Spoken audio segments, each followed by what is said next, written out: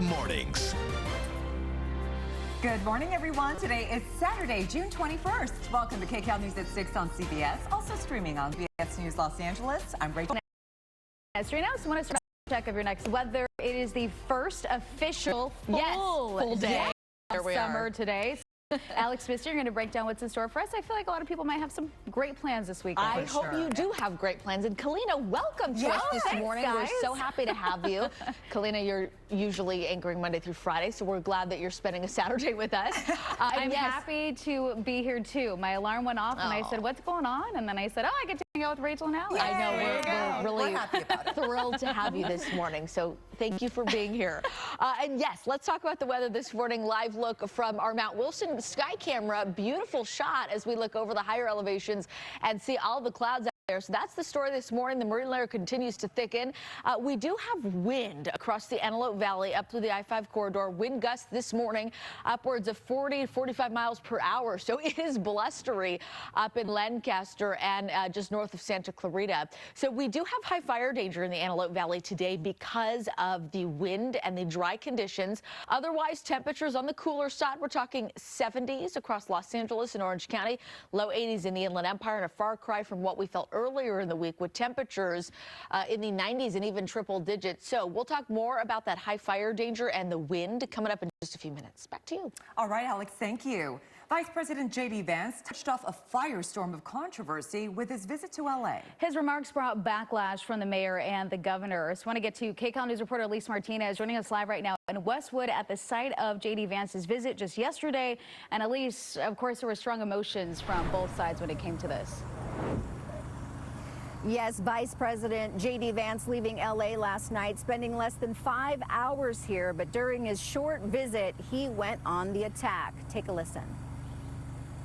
But if you let violent rioters burn great American cities to the ground, then of course we're going to send federal law enforcement in to protect the people.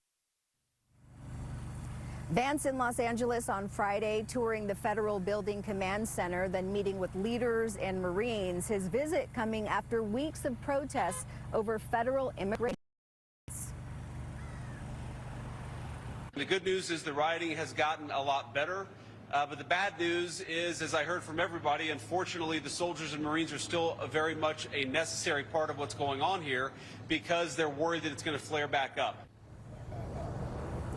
Vance casting blame on Governor Gavin Newsom and Mayor Karen Bass, saying they are endangering the lives of law enforcement officers by opposing immigration raids and encouraging violent protests. Bass firing back at a news conference. How dare you say that city officials encourage violence? We kept the peace. You parachute in the city, you pass all kinds of judgment, and then you leave. And you add to the provocation, you add to the division, or you attempt to create division in our city. Newsom and Bass have both maintained that protests in the city have been confined to a small area. Both have repeatedly urged protesters to remain nonviolent. Vance giving no indication when the Marines and National Guard would be pulled from L.A., though hinting they may stay in the city for some time. Now, coming up in the next half hour, we'll tell you something that Vance said about Senator Alex Padilla that drew criticism from both Gavin Newsom and Mayor Karen Bass. Plus, we fact-checked some of the statements that the vice president also made yesterday. Live in Westwood, Elise Martinez, KCAL News. There's a child, the baby! Immigration confrontation in Pico Rivera. Bystanders squabbling with federal agents as they detain a man. Agents responding with smoke grenades. KCAL's Jasmine Veal says this was one of several immigration sweeps across the city yesterday. Federal agents with Homeland Security Investigations, or HSI, attempting to detain a man at the Pico Rivera Town Center Friday. Then tossed smoke grenades to disperse this small group who had confronted them. What are you doing?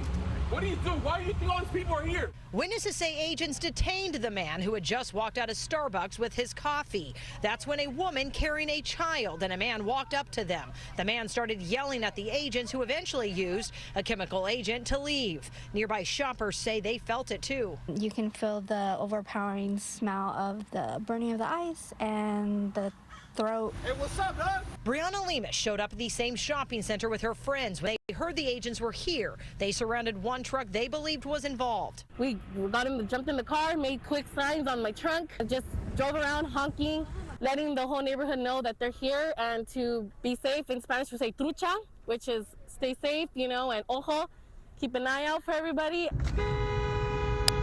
They pulled him over, they got him, detained him, and they took him away. This man, who did not want to be identified, says federal agents detained his uncle at a nearby construction site in Pico Rivera just hours later. My uncle, what he does is he picks up scrap metal every day, right? I seen him that they put him in a ice van. Luis Montoya says they asked one of his workers for an ID.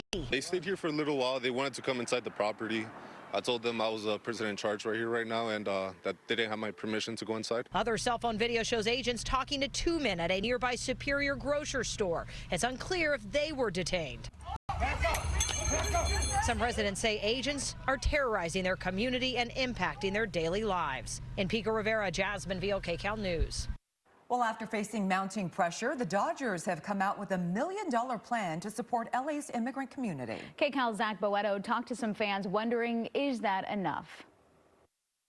Some Dodger fans are questioning if the hard-earned money they spend at Dodger Stadium is going to the right places after the organization Friday announced $1 million donation toward families of immigrants impacted by recent events in the region. Where's the money going and how's it going to be distributed? The Dodgers, in a statement, not specifically mentioning the recent immigration raids and detentions, but said it's partnering with the city and several community groups, giving $1 million toward direct financial assistance for families of immigrants recently impacted. How do they know it's getting in the right hands to the people that really need it? And how are they identifying the people that really need it? You know, what's that criteria for that? The Dodgers announcement coming just one day after a protest in front of the stadium over the organization's silence on federal immigration actions in LA and the federal vehicles seen on the roads leading to the stadium parking lot. Fans also calling into question the Dodgers' reaction to singer Neza defying orders and performing the U.S. national anthem in Spanish before Saturday's home game against the Giants. The whole debacle with the national anthem and stuff like that, like it raises questions, you know. Part of me feels like it may be a little performative just off of what people were saying about it, but I mean, support is support, so it means a lot to the families impacted as a Latina. As fans wait to see where the $1 million donation goes exactly, many Dodgers fans are grateful that the Dodgers did decide to speak up and put some money toward a cause impacting the LA community in this moment. I think the Dodgers have always stood up for LA, so I appreciate them standing up and helping the people of Los Angeles survive. I'm just glad to see that they, you know, at least have our back and they want to ride with us. You know, happy to hear that they're doing a donation to get things moving in the right direction. Reporting at Dodger Stadium, I'm Zach Boetto, KCAL News. And be sure to stick with KCAL News and KCALnews.com for continuing coverage of the immigration enforcement actions across Southern California and the country.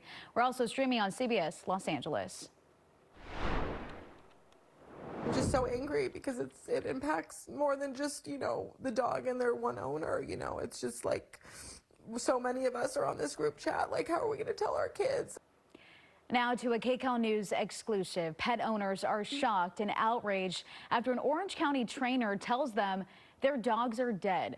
The woman you just saw did not want her name or her face used, but she says she received a text from the trainer in the video saying, "Sorry, but your dog has died and I'm going to have him cremated." Then she found out she wasn't alone. In all, 10 dogs were dead. They had the same story. They got the same text message and the same time frame, and it was like, that's the shock of it all, right? Like, you're thinking you're just the only one, and this really, you know, it was a puppy parvo, what was it, you know? And now you're like, oh wait, there's more to this.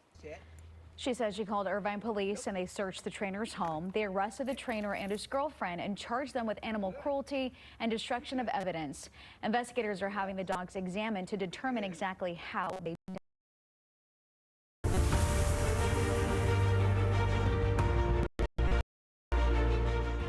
Now, this 6 months after the Eaton and Palisades fire, there's a new report that's out with recommendations to rebuild better in Pacific Palisades and Altadena. An independent